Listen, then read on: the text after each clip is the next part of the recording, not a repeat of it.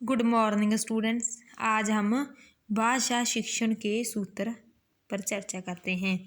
भाषा के सिद्धांत भाषा शिक्षण के उद्देश्यों को प्राप्त करने में सहायक होते हैं। भाषा के सिद्धांतों को भिन्न प्रकार से क्रिया करने के लिए हम कुछ सूत्रों का प्रयोग करते हैं, जिसमें प्रसिद्ध शिक्षा शास्त्री हर्बर्ट स्पेंसर ने शिक्षण को प्रभावशाली बनाने के लिए कुछ शिक्षण सूत्रों का प्रयोग किया है, जिसका प्रयोग हम हर विषय विज्ञान, भूगोल, भाषा, इतिहास, समाजशास्त्र तथा कलाओं में कर सकते हैं। किसी भी विषय में ज्ञान प्राप्त करने के लिए हम इन सूत्रों का प्रयोग कर सकते हैं। जैसे सरल से कठिन की ओर। भाषा शिक्षण को करते समय हम पहले सरल पाठ से कठिन पाठ की ओर जाते हैं, क्योंकि सरल पाठ से ऐसा करने से विद्यार्थी को पहले जो आता है वह ग्रहण करता है, उसके बाद वह धीरे धीरे पाठ में रुचि होने पर वह कठिन कार्य करता है। इससे विद्यार्थी की पाठ में रुचि बनी रहती है। ज्ञात से अज्ञात की ओर। नया पाठ पढ़ाने से पहले हम पहले पुराने पाठ के बारे में बताते हैं, क्योंकि उस पाठ से संबंधित सरल बातों का उसे पूर्ण ही ज्ञान होता है, उसे पहले से ही पता होता है। इसलिए उसके माध्यम से हम आगे नए पाठ को करवाते हैं, उससे संबंध स्थापित करके हम विद्यार्थी को उससे ज्ञान प्राप्त करने के लिए कहते हैं, जिससे विद्यार्थी उसमें रुचिपूर्वक पढ़ता है। इससे पहले हम ज्ञात करवाते हैं, फिर उसको अज्ञात जो उसको आता नहीं उसकी हम जानकारी देते हैं। विशेष से सामान्य की ओर। विद्यार्थी को पहले विशेष उदाहरण दे, फिर उसकी सहायता से पाठ को आगे विकसित करें। जैसे देखो, विद्यार्थी को पहले पढ़ाने से पहले कुछ उदाहरण देकर समझाएं, फिर उसको पाठ में आगे विकसित करें। बाद में अन्य उदाहरणों के माध्यम से निष्कर्ष निकालें, यानी कि उसे बाद में फिर अन्य उदाहरणों के द्वारा उसे और अधिक समझाएं, जिससे विद्यार्थी को अलग अलग वाक्यों का मतलब समझ में आ जाएगा। जैसे इसका उदाहरण दिया गया है, मेरे पिताजी स्कूल से आए, घर आकर मुझे 10 रुपये दिए। पिताजी ने 10 रुपये की मिठाई लाने के लिए मुझे बाजार में भेजा। पहले इसका ऐसे उदाहरण दें, फिर उसको बाद में समझाकर ऐसे बताएं। उसका जो बाद में हम निष्कर्ष निकालते हैं, मेरे पिताजी स्कूल से घर आकर मुझे 10 रुपये की मिठाई लेने के लिए बाजार में भेजा। ये सिंपल वाक्य हो गया, इससे विद्यार्थी की समझ में आ जाता है। मूर्त से अमूर्त की ओर।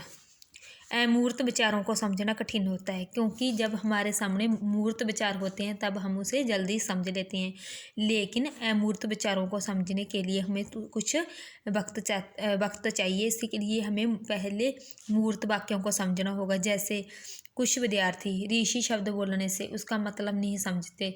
जब हम ऋषि का चित्र उसे दिखाते हैं तब वह तुरंत बोलते हैं कि रे से ऋषि है। इसी प्रकार सबसे पहले हम मूर्त विचारों के माध्यम से अमूर्त विचारों को भी समझाया जा सकता है। आगमन से निगमन की ओर। आगमन का अर्थ होता है उदाहरण प्रस्तुत करना, फिर विषय तक पहुंचना। पहले हम उसके उदाहरण देना, फिर विषय तक पहुंचना।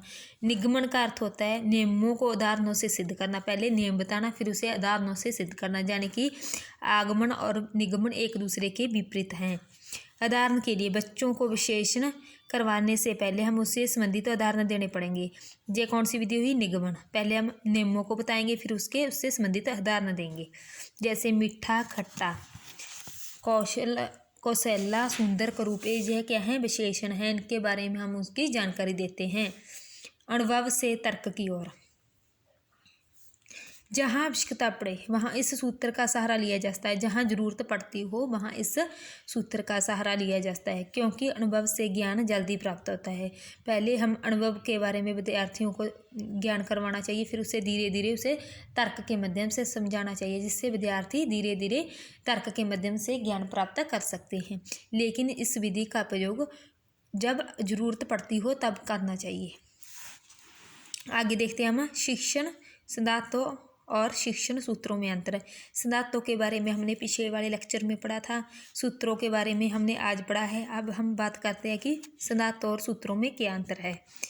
शिक्षण में पूर्व जिन निश्चित बातों को ध्यान में रखकर शिक्षण शुरू किया जाता है उसे हम सिद्धांत कहते हैं।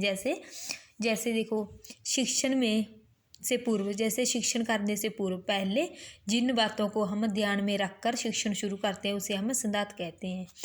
दूसरे नंबर पर शिक्षण प्रक्रिया में विषय वस्तु को ज्ञान को प्रदान करने के लिए जिन हम बातों और नियमों का प्रयोग करते हैं उसे हम सूत्र कहते हैं।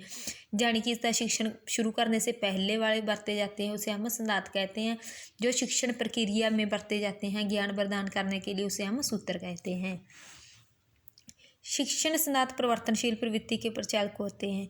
जो शिक्षण सिद्धांत होते हैं वह परिवर्तनशील होते हैं, वे विद्यार्थियों की मानसिकता पर आधारित होते हैं।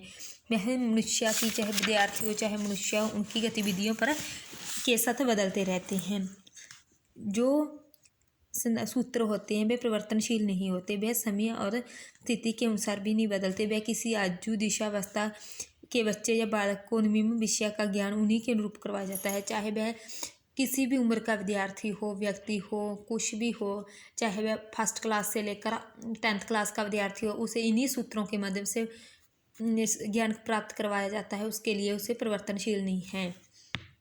हर विषय को पढ़ाने के लिए अलग अलग हो सकते हैं। जो सिद्धांत हैं वे हर एक विषय को पढ़ाने के लिए अलग अलग होते हैं, लेकिन जो सूत्र होते हैं वे हमेशा एक ही रहते हैं। चाहे कोई भी विषय हो, जैसे कोई वैज्ञानिक विषय हो, चाहे सामाजिक विषय हो, चाहे भाषा पर आधारित विषय हो, उसके लिए सूत्रों का प्रयोग एक जैसे सूत्र होते हैं, लेकिन जो सिद्धांत होते हैं वह अलग अलग होते हैं। किसी भी विषय को पढ़ाने के लिए सिद्धांत व सूत्रों का समान महत्व है, लेकिन किसी भी विषय को पढ़ाने के लिए जो सूत्र हैं सिद्धांत दोनों का महत्वपूर्ण होते हैं। जो एक दूसरे के पूरक होते हैं, दोनों के बिना कोई भी काम नहीं होता, दोनों एक दूसरे के पूरक होते हैं।